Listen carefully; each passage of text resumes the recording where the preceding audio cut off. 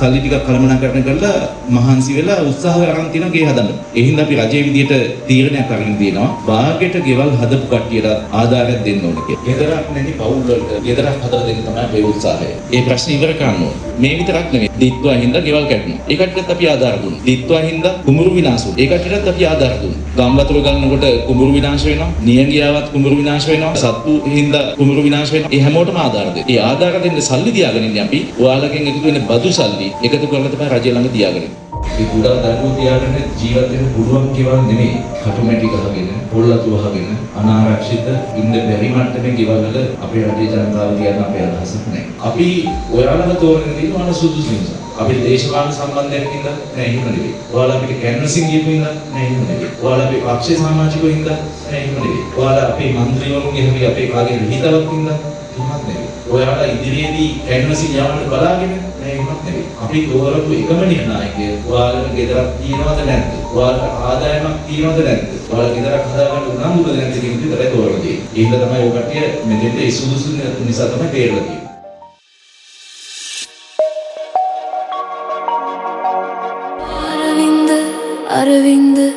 අරවින්ද මේ අවුරුද්දේ රාජාංගනේ ප්‍රාදේශීය ලේකම් කොට්ටාශය ඇතුලේ අලුතෙන්ම ඉදිවෙන රජයේ ආධාර මත ඉදිවෙන ගෙවල් 50කට වැඩි සංඛ්‍යාවක් තියෙනවා. පවුල් 50කට ගෙවල් 50ක් ඇදෙනවා. ඒවා සම්පූර්ණයෙන්ම රජයේ ආධාර නැවත ආය කරගන්න ඒවා නෙවෙයි. රජයේ විදිහට තීරණයක් ගත්තා 2026 අවුරුද්දේ මේ විදිහට නිවාස 30000ක් හදනවා කියලා. රට පුරා ඉන්නවා තමන්ට ඇතනම් ජීවත් වෙන්න ගෙදරක් නැති අය. ගෙදරක් තියෙනවා. ඒක ගෙදරක් කියලා හඳුන්වන්නත් බැහැ. දැන් මෙතන මේ චෙක්පත් දෙද්දි මම සමහර කටකින් විස්තර ඇහුවානේ. ඇහුවා මේ ගෙවල් කියන්නේ හැම පවුලක්ම කුඩා දරුවෝ ඉන්න ගෙවල්. මම දැන් මේ පවුල් 20ම අපි ඒක තෝරගන්නකොට ප්‍රමුඛතාවය දෙනවා. කුඩා දරුවෝ ඉන්නවා නම් අපි ඒකට ප්‍රමුඛතාවය දෙනවා. චෙක්පත් අද හම් වෙන පවුල් 20ම ගත්තාම 20ෙම බොහෝ ගෙවල් වල කුඩා දරුවෝ ඉන්නවා. මේ කුඩා දරුවෝ තියාගෙන ජීවත් වෙන්න පුළුවන් ගෙවල් නෙමෙයි. ජීවත් වුණා. කටුමැටි ගහලා සමහර සීට් හේතු කරලා තියෙනවා කියලා කිව්වේ. ඉතින් රට පුරා මේ වගේ ගෙවල් දහස් ගණනක් තියෙනවා. අපි රජයක් විදියට බලාපොරොත්තු වෙන්නේ තව අවුරුදු දෙක තුනක් යනකොට සීට් හේතු කරගෙන, කටුමැටි ගහගෙන, පොල්ලතු වහගෙන අනාරක්ෂිත ඉන්න බැරි මට්ටමේ ගෙවල් වල අපේ රටේ ජනතාව තියන අපේ අදහසක් නැහැ. ඒ හින්දා තමයි අපි තීරණයක් ගත්තේ මේ අවුරුද්දේ නිවාස එච්චර ප්‍රමාණයකට සල්ලි මුදල් වෙන් කරනවා කියලා. නිවාස සමාජයට ගෙවල් 17000ක් හදන්න මුදල් වෙන් කරලා තියෙනවා. වාගෙට හැදිච්ච සම්පූර්ණ කරන ගෙවල්. කලින් හදන්න පටන් ගන්න තියෙන සම්පූර්ණ කරන ගෙවල්. අලුතෙන් මුල් ගාලා තියලා මේ අවුරුද්දේ අවසන් කරන ගෙවල්. මේ මාස ඉවරනකොට අපි පවුල් 12000ටම චෙක්පත් දීලා ඒ ගෙවල් 12000ටම මුල් ගාලා කියලා ඉවර කරනවා. මේ අවසන් අදියර යන්නේ අන්තිම චෙක්පත් ටික බෙදෙන්නේ. ගෙවල් 12000ටම අපි මුල් ගාලා දීලා අවසන් කරනවා. ජූලි මාසේ පළවෙනිදා මම මාතලේ දිස්ත්‍රික්කයේදී 10000 වෙනි ගෙදරට මුල් ගාලා තිබ්බා. ඒක දැන් මේ වෙනකොට ගෙවල් 11000 විතර වැඩ කටයුතු ආරම්භ කරලා තියෙනවා කියලා අපි හිතන්නේ. මේ මාසේ අන්තිම වෙනකොට ගෙවල් 12000 මුල් ගාලා දීලා අවසන් කරනවා. දැන් ගෙවල් සෑහෙන ප්‍රමාණයක් වැඩ අවසන් කරලා විවෘත කරලා තියෙනවා. රාජාංගනේත් අපි ගෙවල් කිව්වා විවෘත කරා. අපි ඔයාලගෙන් ඉල්ලන්නේ මෙච්චරයි. අපි දන්න ඔයාලට තෝරගෙන තියෙන්නේ ඔයාලට ගෙදරක් නැහැ. ගෙදරක් හදාගන්න ආදායමකුත් නැහැ. නමුත් ගෙදරක් හදාගන්න උවමනාව තියෙනවා. මේ චෙක්පත් ගන්න වෙලාවේ මම දැක්කා අම්මලා කීප දෙනෙක්ගේ ඇස්සල කඳුළු. ඒ කියන්නේ අවස්ථාවක් නැහැ කලින්. දැන් ගෙයක් හදාගන්න අවස්ථාව හම්බෙලා තියෙනවා. එහෙනම් මේ ලක්ෂ 10 පාවිච්චි කරලා ඔයාලා හොඳ ගෙයක් හදාගන්න ඕන. ආයෙ තව අවුරුදු 10ක් 15කට ගේ හදන්න හිතන්නේවත් නැති ගන්නට ගේ හදලා ඉවර කර ගන්න ඕන. සල්ලි දීලා නිකන් ඉන්නේ නැහැ. නිවාස මිස් ඉන්නවා. නිවාස මිස් ඔයාලගේ හැම එකක්ම බලන්න වෙනවා. වාරික විදිහට තමයි සල්ලි දෙන්නේ. ඒ වාරිකයට අදාළ ඒ ප්‍රමාණය හැදුවට පස්සේ තමයි දෙවෙනි වාරිකය නිකුත් කරන්නේ. ඒ හදන්න සැලැස්මකුත් අපි දෙනවා. ප්ලෑන් එකකුත් දෙනවා. ඒ ප්ලෑන් එක අවම කියනෝනේ මේ ප්ලෑන් එකේ ගෙදරක්. හැබැයි ඒ සම්පූර්ණ වෙනවා. ලොකුවට ගේ හදන්න පටන් ගන්න භාගයට තියන අතර කරන්න බෑ. මේ හැම්බෙන ලක්ෂ 10ක් වල ගයක් හදලා පස්සේකට කෑල්ලක් එකතු කරගන්න. ඒක ප්‍රශ්න නෑ. ගේ හදලා ජීවත් වෙන්න පුළුවන් මට්ටම තියෙනවා. මිත්‍ති කපරාව කරලා ඉවර වෙනවා. බිම සිමෙන්ති දාලා ඉවර වෙනවා. ජනෙල් දරවල් හදලා ඉවර වෙනවා. කුස්සිය අංග සම්පූර්ණ වෙනවා. කාමර ජීවත් වෙන්න පුළුවන් ප්‍රමාණය තියෙනෝනේ අපි සැලැස්ම දාලා තියෙනවා. ලයිව් කතු අරන් තියෙනෝනේ. මේ ලක්ෂ 10 මුදල පාවිච්චි කරනවා. මේ ලක්ෂ 10 අපිට යවන්න එපා. අපි ගෙවල් විවෘත කරන්න ගිහම ලක්ෂ 10ක් රජෙන් හම්බුනාට ලක්ෂ 15ක් වාර්ෂික වටිනාකමකින් ගියක් හදාගන්න තියෙනවා. අපි ඔයාලම තෝරගෙන තියෙනවා සුදුසු නිසා. අපි දේශපාලන සම්බන්ධයක් ඉඳලා නෑ එහෙම නෙවෙයි. ඔයාලා අපිට කැන්වසින් ගියපු ඉඳන් නෑ එහෙම නෙවෙයි. ඔයාලා අපේ පක්ෂේ සමාජිකව ඉඳන් නෑ එහෙම නෙවෙයි. ඔයාලා අපේ മന്ത്രിවරුන්ගේ හැම අපේ කාගේ හිතවත් ඉඳන් එහෙමත් නෙවෙයි. ඔයාලා ඉදිරියේදී කැන්වසින් යවන්න බලාගෙන නෑ එහෙමත් නෙවෙයි. අපි තෝරපු එකම නිර්ණායකය ඔයාලට ගෙදරක් තියනවද නැද්ද? ඔයාලට ආදායමක් තියනවද නැද්ද?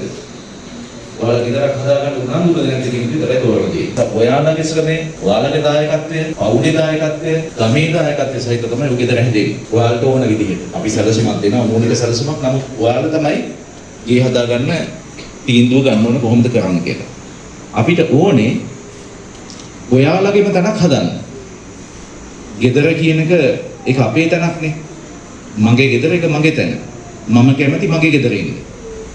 ඔයාලගේ ගෙදර කටුමැටි වුණාට සීට් හේතු කරලා තිබුණාට ඒක තමයි උකට සතුට සැනසුම තියෙන තැන.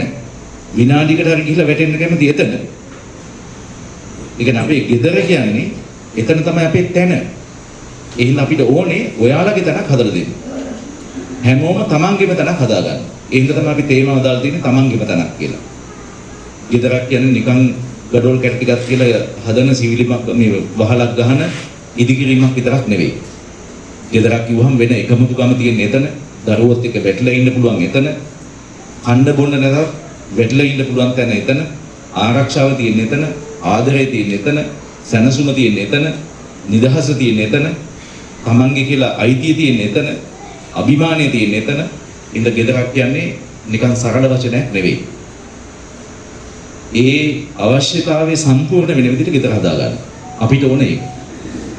එහෙනම් බලාපොරොත්තු වෙන පවුල් මේ මෙතන අද චෙක්පත් හම්බෙන්න පවුල් 20ම ඉතින් කෙටි කාලයක් ඇතුළත හොඳට මහන්සිලා මේ ගෙදර සම්පූර්ණ කරගනි කියලා. ඔයාලා පුළුවන් නම් නිවාස මිස් එක්ක කතා කරලා ඒ වගේ හදපු ගෙයක් බලන්න යන්න. නිවාස මිස් එක්ක කතා කරන්න. ඒ අත්දැකීම් කියයි මොකද කරන්න ඕන කියලා. ඒ නිසා දැන් මේ සල්ලි දීලා නිකන් ඉන්නව නෙමෙයි. සාමාන්‍ය ගෙයක් හදන්න ගියපුවාම සල්ලි විතරක් තිබුණාට මදි ගෙදර හදන්න සැලසුමක් කළමනාකරණයක් ඕනේ. නැත්නම් අවුල් වෙනවා. දැන් සල්ලි දින කට්ටිය ගෙවල් හදන්න කියලා සමහරට බාගෙට හදාගෙන ඉන්නවනේ. මොකට සල්ලි දින කට්ටිය තාම බාගෙට ගෙවල් හදාගෙන ඉන්නවා. එයි ඒ සල්ලි කළමනාකරණ කරන්න තේරෙන්නේ කොහොමද ගේ සැලසුම් කරන්න කියලා තේරෙන්නේ. හැබැයි නිවාස මිස්ට් එකේ අත්දැකීම් තියෙනවා. ඒ නිසා නිවාස මිස්ට් එක කතා කරන්න. එයා ඔයාලට උපදෙස් දෙයි. ඒ උපදෙස් අනුව ගේ හදන්න පටන් ගන්න. එතකොට අමාරු වෙන්නේ නැහැ. ඒ අත්දැකීම් අපිට තියෙන නිසා. නිවාස මිස්ට් එක කතා කරලා ලක්ෂ 10ක් හම්බෙලා ගෙදර දැන් සම්පූර්ණ කරපු කට්ටිය ඉන්නනේ ළඟ මේ රාජාංගනේ. ඒ ගෙදර බලන්න යන්න. ඒ පවුලේ කට්ටියත් එක්ක කතා කරන්න. එයාලා කොහොමද ගේ හදාගත්තේ? එයාලා කොහොමද මේකට ගෙදර හදන්න දායක වුනේ? එයාලට කවුද උදව් කරේ? ඒවත් කතා කරන්න. එතකොට පුළුවන් ඔයාලට හොඳ ගෙදරක් හදාගන්න. අපිට තවදුරටත් මේ පවුල් විසට ගෙයක් නැහැ කියලා අහන්න ඕනේ නැහැ. අපිට ඕනේ මේ නිවාසනේ පවුල් වලට ගෙවල් හදාගෙන මේක ඉවරයක් කරගෙන යන්න. තව කණ්ඩායමක් ඉන්නවා බාගෙට ගෙවල් හදාගෙන. දැන් ඔයාලා වගේම ඔයාලා ගේ හදන්න උත්සාහ කරලා දිනවා මැටි ගහගෙන. නමුත් තව කණ්ඩායමක් ඉන්නවා ඔයාලා වගේම ඒ කට්ටිය කොහොම හරි ෆවුන්ඩේෂන් එක දාලා ගේ බාගෙට හරි හදන්න පටන් ගන්න තියෙනවා. ඒ හින්දා අපි රජයේ විදියට තීරණයක් අරගෙන තියෙනවා බාගෙට ගෙවල් හදපු කට්ටියට ආදායයක් දෙන්න ඕන කියලා.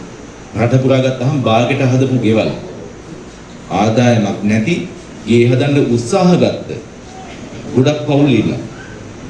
ඒ කට්ටියට පිහිටක් පිළිසරණක් වෙන්න ඕන. ඒ නිසා අපි තීරණයක් කරගෙන තියෙනවා අඩු ආදායම්ලාභී බාගෙට ගෙවල් හදාගත්ත කට්ටියටත් යම් මුදලක් ආධාරයක් දීලා ගෙවල් සම්පූර්ණ කරගන්න උදව් කරන්න ඕනේ කියලා. ඒ ගොඩක් වෙලාවට 2027 ලබන අවුරුද්දේ අපි මුදල් වෙන් කරනවා ලබන අවුරුද්දේක පටන් ගන්නවා. ඒ ප්‍රශ්න ඉවර කරන්න ඕනේ. රජයක් මොකටද පැල්පත්වල මිනිස්සු ඉන්නවා. රජයක් මොකටද ඔටෝමැටික් ගහපු ගෙවල් වල මිනිස්සු වැටිලා ඔහෙ ඉන්නවා. ඒ ගෙවල් වල ඉන්න ළමයිට හරියට ඉගෙන ගන්න පහසු ගන්නෑ, පොත්පත් ටික තියා ගන්න පහසු ගන්නෑ. ඒක බලපාන අනාගතේ. එහෙනම් අපි සම්පූර්ණ කරන්න යන්නේ අපේ අනාගත පරම්පරාව ඒකට හොඳට හැදෙන, වැඩෙන, ඉගෙන ගන්න හොඳ ජීවිතයක් ගෙවන පරම්පරාවක් බවට පත් කරන්න. ඒ නිසා මේ අවුරුදු 3 අපි වෙන් කරනවා රටේ නිවාස ප්‍රශ්නය සැලකිලි මට්ටමක අවසන් කරන්න. දැන් මේවට මේ වියදම් කරන සල්ලි ඔයාලම බදු විදියට ගෙවුවා තමයි. ඔයාලා ගිනි පෙට්ටියක් ගන්නකොට ඒකේ බදු තියෙනවා. ඔයාලා සබන් කැටයක් ගන්නකොට ඒකේ බදු තියෙනවා. ඔයාලා සීනි 250ක් ගන්නකොට ඒකේ බදු තියෙනවා. ඒ බදු ආපහු එකතුල රජයට එකතු වෙනවා. පහුගිය කාලවල ඒක එකතුුන්නේ නැහැ. අපි ඇවිල්ලා කරේ ඔයාලගෙන් ගන්න බදු එකතු කරගෙන ඉන්නවනේ සමහර අය. ඒ කට්ටිය ආණ්ඩුවට බදු ගෙවන්න නැතුව ඉන්නවා. ඔයාලගෙන් එකතු කරගන්නවා අපිට බදු ගෙවන්නේ ආණ්ඩුවට. අපි කරේ ඒ කට්ටියකින් බදු එකතු කරා. බදු එකතු කළා දැන් ආණ්ඩුවට සල්ලි දෙනවා. ආණ්ඩුවට සල්ලි දෙනවා. ඒ සල්ලි අපි කරන්නේ ඒවා අපේ පරිහරණයට අපි ගන්නෙ නැහැ. අපිට සැප විඳින්න අපි යොදා ගන්නෙ නැහැ. අපි වාහන දෙක තුන යන්න පාවිච්චි කරන්නේ නැහැ ඒවා. ඒ සල්ලි අපිට පාවිච්චි කරගන්නව වෙනුවට අපේ පවුල් වලට පාවිච්චි කරගන්නව වෙනුවට ඒවා කාබාසිනිය කරනව වෙනුවට ඒවා හොරකම් කරනව වෙනුවට ඒ එකතු කරගත්ත සල්ලි නැවත ඕකටි වෙනුවෙන්ම යොදවලා තියෙනවා. ඒ යොදවන විදිහ තමයි මේ. රජය විසින් රැක බලාගත යුතු රජය විසින් උදව් උපකාර කළ යුතු කණ්ඩායමක් ඉන්නවා. ඒ කණ්ඩායම අතරට ඕකටියත් වැටලා ඉන්නවා. ඒ නිසා තමයි ගෙදර හදාගන්න ලක්ෂ 10ක් දෙන්නේ. මේ විතරක් නෙවෙයි. දැන් අපි දන්නවනේ දිත්වා හින්දා ගෙවල් කැඩුණා.